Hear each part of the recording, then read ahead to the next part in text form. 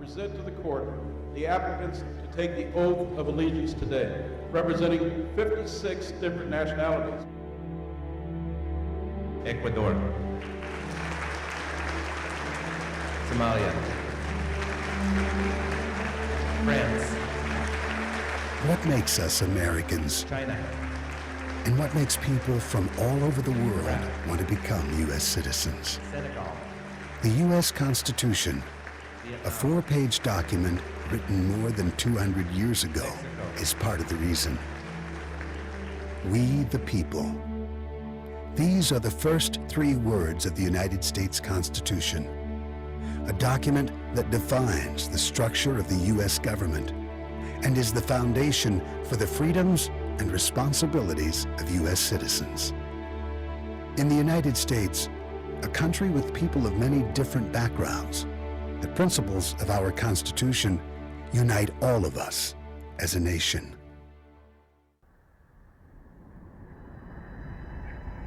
"300 years ago, the early 1700s, although Native Americans had lived in this land for centuries, the European settlers who came here called this the New World. These early settlers were drawn here for many of the same reasons that immigrants come here today. These people formed 13 colonies, ruled by Great Britain. At first, Britain allowed these colonists to govern themselves in many ways. Later, Britain made many demands on the colonists, including taxing them without their consent. As the colonists established their lives and built communities here, it became more and more important to them to be able to govern themselves.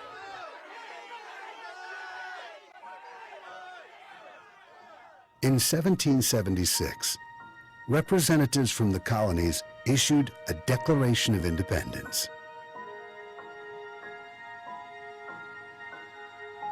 Thomas Jefferson was the primary author of this document and later became the 3rd President of the United States. The Declaration of Independence announced that the colonies were free and independent states, no longer under British rule.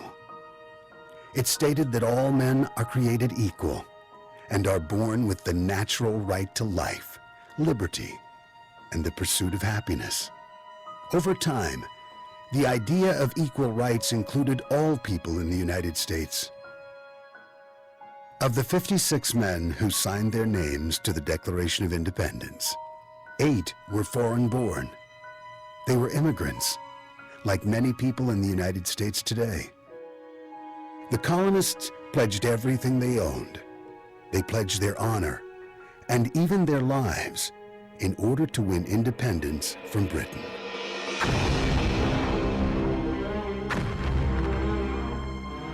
To free themselves from British rule, colonists had to fight the most powerful army in the world. The American Revolutionary War was a hard, brutal struggle, with ongoing battles for 8 violent years. George Washington commanded the colonists' army, later becoming the first president of the United States.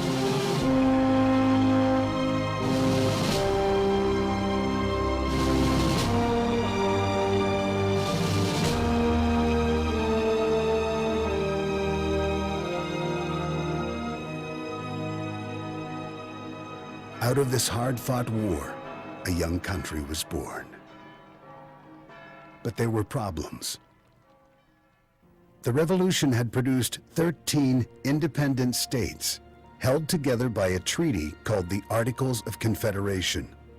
The 13 states were not a unified country yet.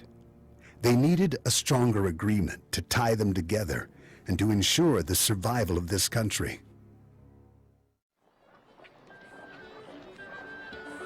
To find a solution to this problem, a convention was called in 1787, and delegates from the new independent American states met in Philadelphia. The delegates were passionate about protecting the idea that here, no one is born a ruler. They felt power must come from the people. The challenge facing the delegates was complex. They wanted to create a government strong enough to hold the entire country together, but limited enough that the rights of the states and the individual freedoms of the citizens could be protected. After 3.5 months of intense debate, the delegates created a plan, a constitution, that defined a completely new kind of government. First, they put aside the idea that there would be a single final authority, a king or an emperor, for example. Instead, they divided power between the states and a new national government, whose powers would be specific and limited. Then, within the national government, the delegates further divided power into 3 branches: Congress, the presidency, and the judiciary. Each of these would have its own role, but none would have total control. This is what no country had ever done.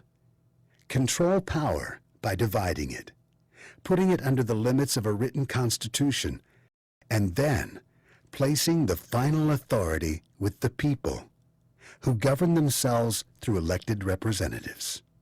The power and responsibility for freedom belong to us, the citizens of the United States, we the people.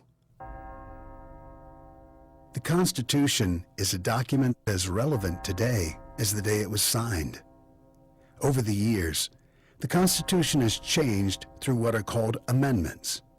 The first 10 amendments to the Constitution are called the Bill of Rights. Those amendments establish some very basic rights of citizens: freedom of religion, freedom of speech, right to a fair trial, right to bear arms, and other important liberties.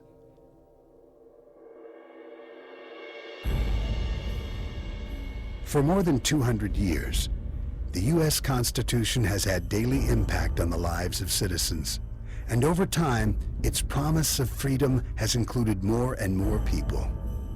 Many groups of people were denied certain freedoms in the past, but have gained equality through amendments to the U.S. Constitution. It took 75 years and a civil war to end slavery. And it was another 100 years until laws were passed to make it illegal to discriminate against people based on race, color, religion, sex, or national origin. In 1965, the Voting Rights Act made sure that every U.S. citizen would be allowed to vote. At the same time, the United States removed many unfair restrictions on immigration. This allowed legal immigrants from all over the world to come to America and make this country their home. From early settlers to today's immigrants, the freedoms guaranteed by the U.S. Constitution have drawn many people to this country. With each person who joins the nation, we the people become stronger. Together, we have built a free nation. We have been able to imagine, invent, and live our lives as we choose. We've been free to dream and make those dreams become real. All the while, we continue to debate, as the delegates did, the challenges that face a free nation. The Constitution protects our many freedoms. It also allows each person to decide how to use these freedoms. Whether you are a new immigrant or ready to apply for citizenship, freedoms and rights come with important responsibilities. Make a commitment to be part of your community. Get to know and help your neighbors. Discuss the issues that affect your community. Learn English. Learn about U.S. history and government, and respect the law. If you become a U.S. citizen, serve on a jury if you're called to do so, and vote. The right to vote allows each citizen to help the nation remain strong and grow. Voting allows all of us to have a voice in how our lives and communities are built and how they change over time. voting is an important part of U.S. citizens' responsibilities. What makes us U.S. citizens? What makes us a nation? Why did you come to this land? Each of these questions reaches far into our shared history, to the birth of the United States, and to the document that protects and ensures our freedoms, the U.S. Constitution. And it begins with 3 words: we the people.